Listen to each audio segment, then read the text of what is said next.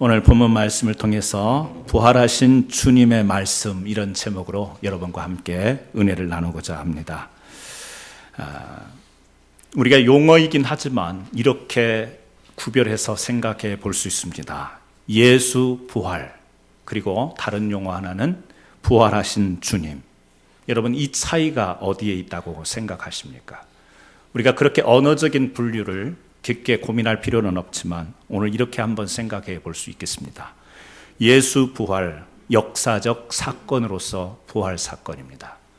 예수님께서 분명히 이 땅 가운데, 역사 가운데 부활하셨던 사건이 있었다라는 거죠. 여기에 비해 우리가 부활의 주님 이렇게 말할 수 있는 것은 뭐냐면, 부활하신 주님, 현재적 사건이고 시간과 역사 속에서 계속 이어지는 것이라는 거죠.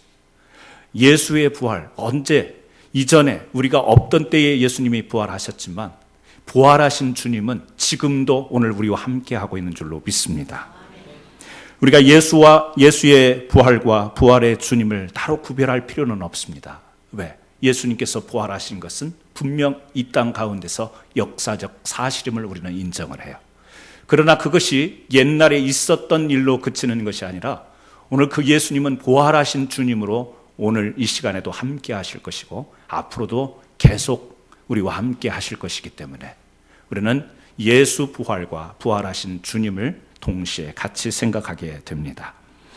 오늘 부활절을 맞이해서 부활의 주님이 이 자리와 함께 하시는 저와 여러분들에게 오늘 이 부활의 영광이 임하기를 바라고, 오늘 부활하셨던 그 주님께서 우리와 함께 하시는데 예수님 당시에 이 부활하셨을 때에 그때의 주님께서 부활하시고 나타나셔서 제자들과 사람들 앞에 당부하시고 명령하시고 부탁했던 그 말씀을 오늘 같이 한번 두 가지로 생각해 보려고 합니다. 오늘 우리가 본문 말씀을 읽었습니다만 예수님께서 십자가에 돌아가신 후에 제자들은 예루살렘 마가 다락방에 모여서 안에 문을 잠그고 두렵 마음으로 그 자리에 있었습니다. 예수님이 붙잡히고 난 뒤에 제자들도 예수님과 뜻을 같이 했기 때문에 이제 로마 군인들이 혹시 그들도 체포하러, 그들도 이제 잡혀가게 되지 않을까 두려운 마음으로 마가다락방에서 문을 잠그고 있는 그때에 부활하신 주님이 그 제자들 앞에 나타납니다. 나타나셔서 하신 말씀이 오늘 읽은 우리가 19절부터 23절에 이르는 말씀이에요. 이 말씀을 정리해서 보니까 두 가지 말씀을 하셨죠. 첫 번째는 너희에게 평강이 있을지어다. 그리고 또 다른 말씀 하나는 성령을 받으라. 이 두 가지 메시지를 부활하신 주님께서 제자들에게 나타나서 두려운 마음으로, 불안한 마음으로 지금 있는 이 제자들에게 나타나서 이 두 가지 말씀을 주셨습니다. 오늘 또 부활하신 주님은 우리와 함께 하시는데 오늘 이 말씀도 우리에게도, 제자들에게 뿐만 아니라 오늘 우리에게도 주시는 말씀인 줄 믿습니다. 첫 번째요, 너희에게 평강이 있을지어다. 제자들이 어떤 상태에 있었다고요? 두려워했어요. 불안한 상태에 있었습니다. 그런데 이 제자들을 만난 주님께서 두 번씩이나 19절과 21절 말씀 가운데서 너희에게 평강이 있을지어다 이렇게 말씀하십니다. 여러분, 우리가 살아가다 보면 제자들과 똑같은 상황은 아니지만 살아가면서 참 평강을 잃어버리고 불안하고 초조하고 이 두려움 가운데 처할 때가 참 많이 있는 것 같습니다. 여러분, 그냥 좀 쉽게 우리가 생각해서 살아가면서 우리가 참 주변에 보면 좋은 것인데 우리를 불안하게 만들고 두렵게 만드는 것들이 있습니다. 멀리 생각할 필요도 없는 것 같습니다. 저는 세 가지만 한번 생각해 봤으면 좋겠습니다. 첫 번째, 돈. 여러분, 돈이라는 것 좋습니까? 안 좋습니까? 좋다고 하는 분은 돈이 있는 분이고 흔히 안 좋다고 하는 분은 아마 돈이 없는 분이 아닐까 그런 생각이 듭니다. 저에게 묻는다면 돈은 참 좋은 것입니다. 속되게 생각하지 마십시오. 돈은 좋은 것입니다. 돈이라고 하는 것은 우리의 삶을 영위하는데 삶의 가치를 실현할 수 있는 도구가 되는 것이기 때문에 이것은 필요한 것이고 우리에게 얼마든지 좋은 것일 수 있다라는 이야기입니다. 그런데 우리가 이렇게 돈이 좋은 것이고 삶의 가치를 실현하는 중요한 도구임에도 불구하고 돈이 삶의 수단이 되지 못하고 돈이라는 것이 삶의 목표가 될 때 이것이 우리 사람에게 얼마나 두려운 존재가 되는지, 얼마나 사람에게 불안한 존재가 되는지 모릅니다. 돈은 좋은 것인데 어떤 사람에게는 돈이 없어도 두렵고 어떤 사람에게는 돈이 있어도 불안한 겁니다. 지켜야 되고 가지고 있어야 되고 그래서 불안하고 없을 때 어떻게 삶을 가치 있는 삶을 영위할까 두려운 마음이 들어오기 때문에 있어도 불안하고 없어도 두려운 것, 이것이 돈이라는 사실이죠. 단순하게 우리가 좋다 나쁘다 그렇게 이야기할 수 없는 것입니다. 그렇습니다. 좋은 것인데 우리에게 참된 평강을 주지 못하는 것이 돈이라는 사실이에요. 여러분, 사람이라는 존재가 얼마나 좋은 것입니까? 여러분 어떻게 생각하세요? 옆에 지금 앉아 계신 분도 가족이든 우리 교회 성도가 간에 사람인데 옆에 있는 사람이 좋습니까? 안 좋습니까? 어떻게 말할 수가 없겠죠? 말할 수가 없겠습니다. 다 좋다고만은 말 못할 거라고 제가 생각이 듭니다만, 여러분, 누군가가 내 옆에 사람이 있다는 것만으로도 위로가 될 때가 있습니다. 어떤 말을 듣고 어떤 교제를 나누지 않아도 그냥 옆에 사람이 있다는 그 자체로 좋을 때가 있습니다. 더군다나 나를 이해해주고 내 마음을 함께 나눌 수 있다면 더더욱 고마울 수가 없고 그렇게 사람이 좋을 수가 없는 겁니다. 그런데 문제는 우리가 그 다음 이야기입니다. 사람처럼 무서운 존재가 없다. 여러분, 우리가 그런 말들을 참 많이 나눕니다. 믿지 못하겠다. 사람 참 무섭다. 또 심지어는요, 욕과 같이 하는 말 있죠. 짐승만도 못하다. 사람에 대해서요, 그런 말을 합니다. 또요, 사람의 탈을 쓰고 어떻게 저럴 수 있을까? 좋아서 하는 말입니까? 아니죠. 증오해서 하는 말입니다. 사람이 무서워서 하는 이야기입니다. 동일한 사람이라는 존재를 놓고도 우리가 좋을 때가 있고 참 믿지 못하고 그 사람이 나를 어렵게 하고 불안하게 만드는, 그래서 사람이라는 존재, 하나님이 우리 이 땅에서요 함께 더불어서 살아갈 수 있는 귀한 존재로 주셨는데 사람 역시 우리에게 참된 평강을 주지 못한다는 사실입니다. 또 한 가지만 더 이야기를 하면 뭐가 있을까요? 죽음이라는 것이 있습니다. 여러분, 죽음이 좋습니까? 안 좋습니까? 자꾸 왜 묻냐는 거죠? 죽음이라는 것, 어찌 보면 우리가 주 안에서 소망을 가지고 살아간다는 것은요, 반드시 죽음을 거쳐야만 오게 되는 소망을 기다리고 있는 거예요. 여러분, 죽음 없이 영원히 살 거라고 생각하는 그것은요, 주 안에서 우리가 이 소망에, 참된 소망을 가질 수 없는 생각이라는 것이죠. 우리는요, 죽음을, 이 땅에서 육신의 죽음을 통과해서 영원한 하나님 나라에서 참된 안식을 누리는 영생의 소망을 가지고 살아갑니다. 그래서요, 죽음은 참 편한 것, 안식, 잠자는 것, 소망, 하나님 나라에 들어갈 때 우리가 거쳐야 될 과정, 이렇게 생각하면 참 좋은 것인데, 아마 이 자리에서 죽음이 이렇게 좋은 것이라고 느끼는 분 손들어 보라면 아마 맞기는 하는데 우리가 경험해보지 않았기 때문에 죽음은 여전히 우리에게 불안한 것이고 두려운 것입니다. 초조한 것입니다. 여러분, 세 가지만 말씀드렸지만 돈도 중요하고 소중한 거예요. 삶의 가치를 실현하는 중요한 도구예요. 사람 너무 소중한 존재들입니다. 하나님께서 우리를 축복하고 서로 격려하는 지체로 하나님께서 주셨지만 사람 역시 온전한 평강을 주지 못합니다. 죽음이 참된 안식이고 영원한 나라에 들어가는 이 소망의 과정인데, 그렇게만 생각하면 너무 좋은 것인데 그럼에도 불구하고 그 죽음이라는 것이 우리에게 참 평강을 주지 못하는 것 같습니다. 여러분, 진정한 평강, 이것은요 세상이 줄 수 없는 것이라는 거예요. 세상이 줄 수 없는 것, 이것이 평강이라는 거예요. 그런데 오늘 주님께서요 부활하신 뒤에 제자들에게 나타나가지고 지금 하시는 말씀이 뭐냐면 너희에게 평강이 있을지어다. 주님께서 하시는 말씀입니다. 여러분, 이 진정한 평강은 하나님이 주셔야 존재하는 평강이 되는 줄로 믿습니다. 그래서요, 성경의 언어, 우리가 인사할 때 그렇게 많이 인사하잖아요. 오늘 또 우리 그렇게 인사했죠. 찬양 시작할 때 샬롬, 뭐예요? 평강의 인사입니다. 평안의 인사예요. 주님 은혜 안에서 다루는 평강의 인사가 샬롬, 이렇게 우리가 인사를 하는데, 이 샬롬이라는 말의 의미는요, 제자리에 놓여있다, 이런 뜻을 가지고 있습니다. 그러니까 평강하시냐, 이 말, 샬롬, 우리가 그렇게 말하는데 그 말을 좀 풀어서 인사하면, 당신은 지금 제자리에 있습니까? 당신은 지금 제정신입니까? 당신은 지금 제대로 살아가고 있습니까? 이런 말이에요. 평강은요, 제자리에 있는 거예요. 제 위치에 놓여 있는 것이 평강이라는 거예요. 우리가 쉽게 생각해 볼 때, 여러분, 제자리에 있지 못한 것이 얼마나 우리의 삶을 힘들게 하고 복잡하게 만드는지 몰라요.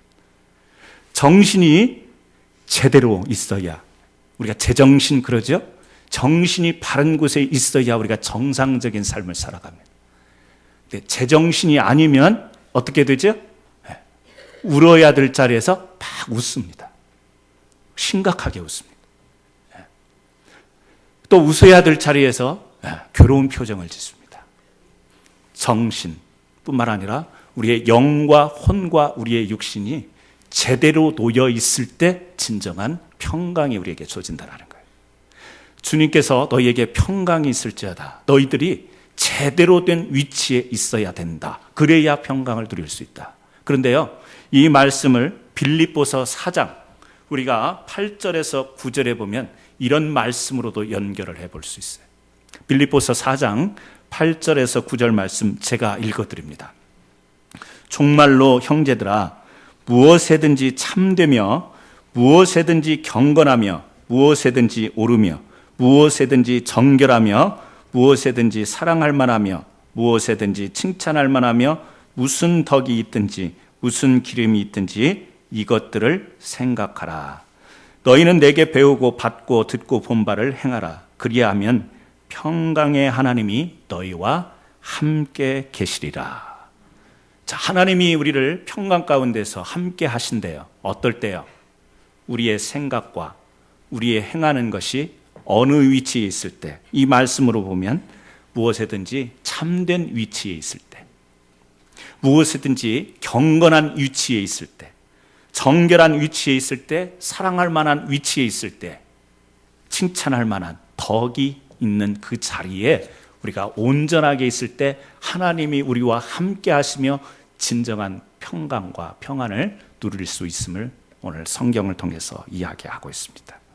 여러분, 오늘 부활절을 맞이해서 믿음의 사람들로, 그리스도인들로 부활의 영광에 참여하기 위해 이 자리에 나오신 여러분, 여러분은 제대로 찾아오신 줄로 믿습니다.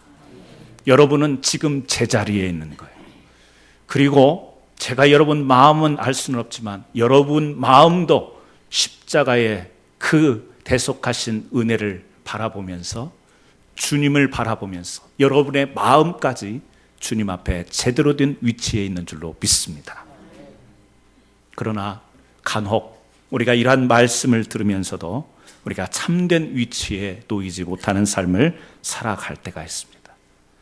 너희는 너희 생각과 행함을 어디에 위치하라고요? 참된 것에. 참된 것의 반대는요, 거짓입니다. 거짓. 오늘 부활의 영광에 참여하면서 기뻐하면서 영광 할렐루야를 찬송하지만 우리 안에, 그리고 우리의 언어에, 우리의 행동 가운데에 참된 것 안에 거하는 그 믿음이 있는지 우리 자신을 한번 살펴봤으면 좋겠습니다. 혹시라도 알게 모르게 내가 거짓된 곳에 위치해 있지는 않는가? 내 생각이, 내 마음이 내 생활 가운데에 혹시 참된 위치에 있지 못하고 거짓된 위치에 있지는 않는가? 거짓을 장황하게 무엇이 거짓이라고 설명하지 않더라도 하나님이 우리에게 주신 양심을 통해서 우리는 거짓된 것이 어떤 것인지를 우리 안에서 잘 알고 있습니다. 우리 안에서 늘 갈등하며 우리 안에서 싸우는 것이 거짓이고, 참된 것과 거짓의 다툼을 우리가 안고 살아갑니다. 저는 여러분들이 참된 위치에 놓이시기를 주의 이름으로 축원합니다. 아울러서 경건한 자리에 있기를 바랍니다. 경건이라는 말은요, 공경하며 삼가 조심하여 정성을 다하는 것, 사전적 의미입니다. 뭐죠? 하나님을 사랑하면서 한편으로는 두려워하라는 거예요. 사랑이 하나님이니까 모든 것을 용납하시고 품어주시는 것만 생각하지 말고 잘못되고 불의의 가운데는 징계하시고 심판하시는 하나님의 그 의, 심판, 공의, 이것을 생각하면서 우리가 거짓되고 참되지 못하고 경건하지 못할 때 하나님께서 그것을 그것을 원치 않으시는 하나님. 그래서요, 우리가 경건한 자리에 우리가 살아가야 되는, 위치에 놓아야 되는데, 우리의 삶을 그렇게 놓아야 되는데, 경건은 하나님을 사랑하는 한편 하나님을 두려워할 줄 아는 마음을 갖는 것입니다. 여러분, 오늘 우리가 양심에서 벗어나는 일을 할 때 하나님 앞에 두려운 생각이 들 때가 있어요. 내가 이러면 안 되는데, 알게 모르게 불안한 마음이 듭니다. 하나님이 기뻐하시지 않는 일을 불연중에 우리가 행할 때요, 하나님이 혹시 나에게 벌을 내리지 않을까, 좋은 생각은 아니지만 그런 마음, 불안한 마음이 들 때가 있어요. 왜 그렇죠? 하나님을 두려워하는, 그래도 우리에게 기본적인 경건의 마음이 있기 때문에 그렇습니다. 여러분, 오늘 우리는 경건의 모양으로 살아가는 게 아니라 경건의 능력으로 살아가는 그리스도인이 되어야 될 줄로 믿습니다. 모양은 낼 수 있어요. 모양은 낼 수 있지만, 모양은 낼 수 있지만 그 능력은 달라는 거예요. 그래서 유명한 제품들 카피하는 나라, 카피하는 회사들이 있습니다. 모양은 똑같아요. 성능은요, 조금 지나면 금방 부서져요. 왜 그렇죠? 모방이니까. 능력이 뒤따라주지 못하니까. 모양은 똑같은데 능력이 따라주지 않는 거죠. 저는 우리 사랑하는 캔사스 한인 장로교회 성도님들이, 여러분들이 하나님 앞에서 제대로 된 경건의 위치에 서서 하나님을 정말 사랑하고 또 한편으로는 하나님을 두려워하는 이 마음을 품고서 경건의 능력이 여러분에게 주어지는 그러한 삶을 사시기를 주의 이름으로 축원합니다. 경건의 능력, 하나님을 두려워할 줄, 하나님을 사랑해야 돼. 그것이 우리가 있어야 될 자리입니다. 부활하신 주님께서 너희들의 위치가 바로 이런 위치에 있을 때 진짜 평안하다. 그래서요, 하나님을 생각하고 하나님을 사랑하고 하나님을 두려워하는 것 같지만 그런 경건의 모습, 능력 두 가지를 다 가지고 나갈 때 우리가요, 참된 평강으로 살아갈 수 있게 되는 줄 믿습니다. 우리의 생각과 우리의 행동을 정결한 자리, 깨끗한 자리, 순결한 자리에 놓기를 주의 이름으로 축원합니다. 부활하신 주님께서 이제 우리에게 말씀하시는 또 하나의 이야기가 있습니다. 바로 성령을 받으라. 두 번째, 성령을 받으라고 이야기합니다. 성령을 받으라는 말씀을 우리가 신학적으로 정리하기보다는 쉽게 말씀을 드린다면 한마디로 능력을 받으라. 능력이라는 건 뭐죠? 힘입니다. 이것이 왜 필요하죠? 쓰기 위해서, 사용하기 위해서 필요한 겁니다. 성경에 성령을 받아 우리가 되는 것이 있습니다. 성령을 받을 때 나타나는 것 두 가지로 우리가 볼 수 있습니다. 하나는요, 내적인 변화예요. 우리 인격이 변하는 그런 것을 체험하게 됩니다. 또 하나는요, 성령의 능력을 통해서 권능 있는 복음의 증거, 사역을 감당합니다. 그래서 이 신약 성경에 보면 성령을 받을 때 이 바울 서신에 보면 우리의 내적인 인격적 변화를 강조하고, 사도행전 누가가 쓴 이 사도행전 누가복음 이쪽을 보면요, 성령의 권능을 통해서 복음을 증거하고 사역을 잘 감당하게 되는 그 두 가지 분류로 성경이 나타나 있는 것을 볼 수 있습니다. 오늘 부활하신 주님께서요, 22절에 이 말씀을 하시고 저희를 향하여 숨을 내쉬며 가라사대 성령을 받으라. 가라사대 성령을 받으라. 여러분, 성령은 받는 것입니다. 평강은요, 있을지어다 그랬어요. 근데 성령은요, 받으라 그렇게 이야기를 합니다. 그리고 그 앞에서 21절에 보면 예수께서 또 가라사대 너희에게 평강이 있을지어다 아버지께서 나를 보내신 것 같이 나도 너희를 보내노라. 자, 성령을 받으라는 말씀 앞에 너희를 보내겠다라는 말씀이 있습니다. 그런데 하나님께서 이 땅에 육신을 입고 예수님을 이 땅에 보내십니다. 그런데 그때 보내심은요, 아포스텔로라는 용어를 씁니다. 하나님의 권위, 이 권위를 예수께 부여하시면서 이 땅에 보내시는 것이고, 지금 주님께서 제자들을 향해서, 우리를 향해서 내가 너희를 세상에 보낸다, 복음을 증거하기 위해 보낸다라고 할 때는 아포스텔로를 사용하지 않습니다. 펜포라고 하는 단어를 씁니다. 이것은 뭐냐면 예수의 권위 하에 보내는 것이에요. 하나님이 이 땅에 예수님을 보낸 것과 우리가 주님으로부터 명령을 받고 나가는 것은 차이가 있습니다. 예수는요, 우리의 모든 죄를 담당하시고 구원하기 위해서 보냄을 받은 거고, 우리가 보냄을 받는 것은 그 구원자로 오신 예수 그리스도를 증거하기 위해서 보냄을 받는 것입니다. 그런데 이렇게 보내시면서 우리를 세상으로 보내시기를 원하시면서 명령하시면서 중요한 말씀을 하시는데, 그게 뭐냐면 그렇게 나가는 데 있어서 그냥 나가서는 안 된다는 거예요.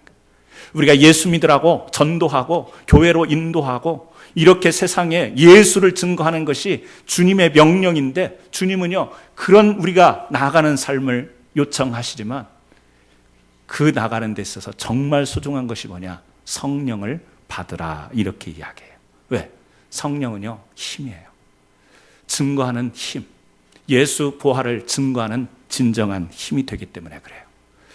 그 자체의 힘이 될 뿐 아니라 우리로 하여금요 이 일을 감당할 수 있는, 주님의 일을 감당할 수 있는 우리의 결단과 결심과 의지를 확고하게 만드는 그 권능이 성령을 통해서 주어지기 때문에 그렇습니다. 한 청년이 불의의 사고로 두 손을 절단해야 됐어요. 손을 다 잃었습니다. 이 불의한 청년이 그럼에도 불구하고 인생에 좌절하지 않고 믿음으로, 신앙으로 극복합니다. 그런데 하나님의 뜻을 발견하면서 이 사람이 목사가 되기로 결심을 합니다. 그래서 신학을 했어요. 그리고 이제 시간이 되어서 목사 안수를 받을 때가 됐습니다.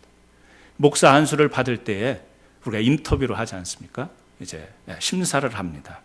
그런데 그 목사 이제 시험을 치르는 이 면접관이 그런 질문을 하는 거예요. 당신은 두 손이 없는데 목사로서 사역을 할 때에 성례식을 어떻게 할 것인가? 성찬식을 어떻게 할 건가? 어떻게 떡을 떼주고 어떻게 포도주 잔을 성도들에게 줄 건가? 세례식을 할 때 당신은 두 팔이 없는데 어떻게 세례를 줄 건가? 전 이 글을 보다가요, 제가 목사 안수받기 위해서 면접했던 생각이 나더라고요. 왜냐하면 모르겠습니다. 다 다르겠지만 제가 이제 안수받을 때요, 대부분 그런 이야기를 합니다. 목사님들이 이제 되기 위해서 전도사에서, 강도사에서 목사가 될 때 교만을 꺾고 좀 훈련도 받아야 되고 그런다고 해가지고 그 면접 때 얼마나 고난스러운 질문을 던지는지 몰라요.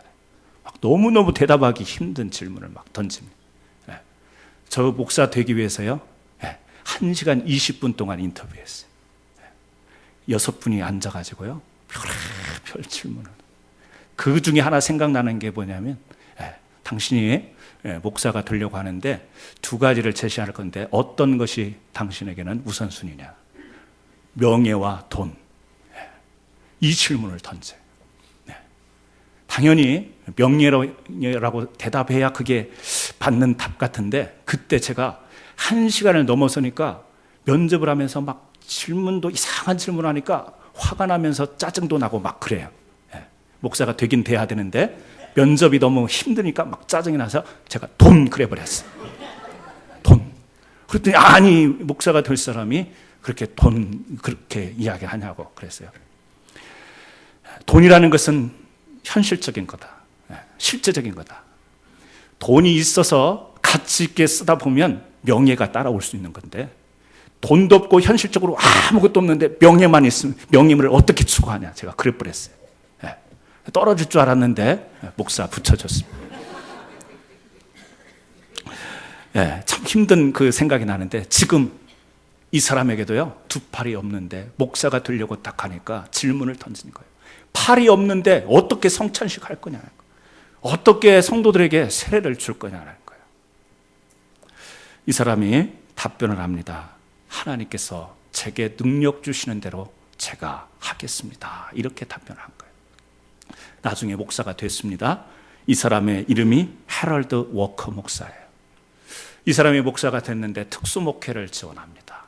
뭐죠? 미국의 육군 병원에서 전쟁터에, 그리고 또 전쟁터에서 팔을 잃고 다리를 잃고 장애가 된 군인들을 위로하고 격려하는 군목이 되었어요.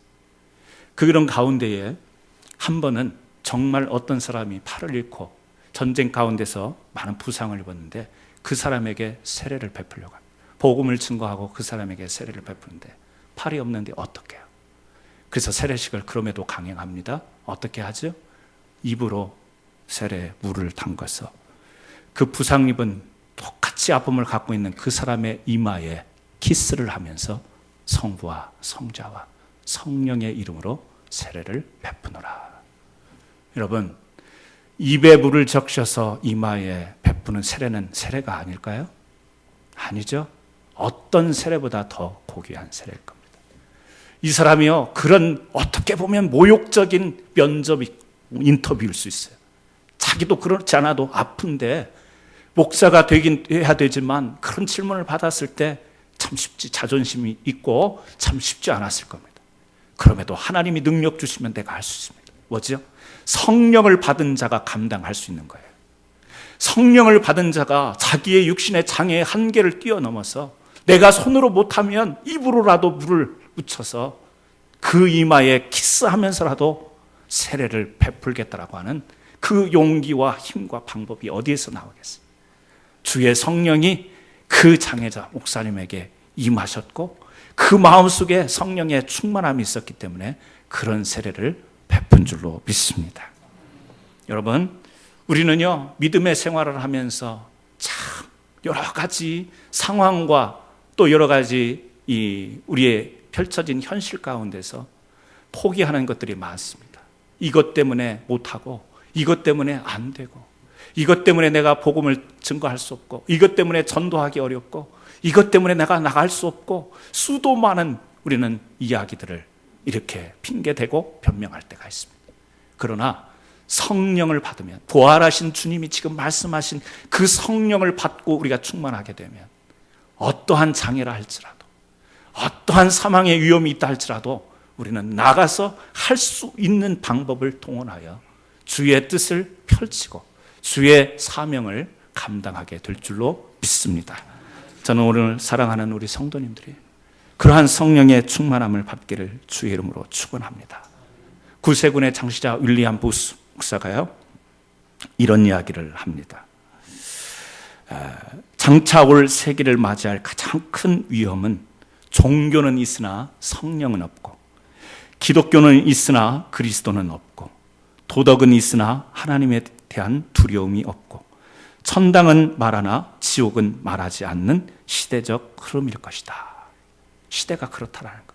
이제 우리가 맞이하는 시대가, 아니 흐르는 가운데 있는 지금 시대가 그렇다라는 것. 종교는 있지만 성령은 없어요. 믿는다고는 하지만, 기도한다고 하지만 내가 어떠한 상황 가운데서도 하나님을 붙들고 세상 가운데 승리하는 믿음으로 나가는 이 성령의 충만함은 사라져버려요. 위대한 설교자 스펄전이 이런 말을 합니다. 복음의 능력은 전도자의 웅변에 달려있지 않다. 만일 웅변에 있다면 전도는 사람이 믿게 하는 일이 될 것이다. 복음의 능력은 설교자의 학식에 달려있지 않다. 만일 그렇다면 전도는 인간의 지혜로 하는 것이 될 것이다. 우리의 혀가 녹이 있을 때까지 전하고 허파가 다 소모되어 죽을 때까지 증거한다 할지라도 성령의 능력이 하나님의 말씀을 통해서 역사하여 영혼을 변화시키지 않는다면 아무도 구원을 받을 수 없다. 우리가 회개하고 주님을 영접하는 것 같지만 성령의 역사, 성령의 인도함을 받기 때문에 우리가 그렇게 구원의 백성으로 인도함을 받는 줄 믿습니다. 오늘 부활하신 주님께서 제자들에게 나타나셔서 두 가지 말씀을 합니다. 너희에게 평강이 있을지어다. 너희가 성령을 받을지어다. 여러분, 이 두 가지 말씀, 오늘 우리가 참된 평안, 참된 평강을 누리는 성도의 삶을 살기 위해서 다시 한번 여러분의 삶의 모든 위치를 주님 안에, 그리고 주의 은혜 안에 여러분들의 위치에 고정하기를 주의 이름으로 축원합니다. 아울러서 나는 안 받고 안 나가겠다라는 혹시 그런 생각을 갖고 있는지 모르겠습니다. 주의 성령을 받으시기를 바랍니다. 충만하게 받으시기 바랍니다. 날마다 받으셨어. 비록 내가 여러 가지 장애가 있지만 그것을 극복하고 이기고 입으로 세례를 베풀었던 그 목사님처럼 뛰어넘어 참된 하나님의 은혜를 선포하는 저와 여러분 되기를 예수님의 이름으로 축원합니다. 기도하십니다. 하나님의 은혜와 사랑을 감사합니다. 부활하신 주님, 그 주님의 음성을 오늘 또 듣기 원합니다. 제자들에게 나타나셔서 두려워하는 제자들